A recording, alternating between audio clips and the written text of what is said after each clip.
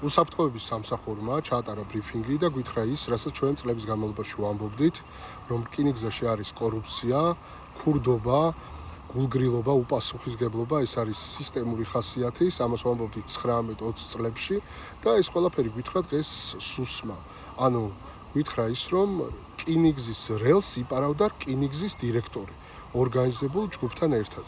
აი რა განვითარებაზე ვლაპარაკობთ, ან როგორ უნდა იქცეს საქართველოს ეკონომიკურ, სატრანსპორტო და ლოგისტიკურ ჰაბად, როდესაც რკინიგზის დირექტორი რკინიგზაში რელს იპარავს, რელს, რომელიც უნდა დაეგოთ.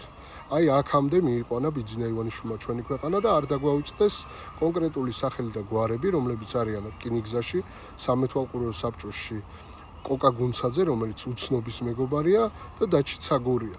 აი ეს ადამიანები არიან რკინიგზაში და წარმოიდგინეთ რა მასშტაბებზეა კორუფციის, რა მასშტაბებზეა საუბარი და ამაზე სწორედ დღეს ფორმულაზე ვახოს ანაესთან ვისაუბრებ და კონკრეტული ფაქტებით მოგიყვებით ყველაფერს.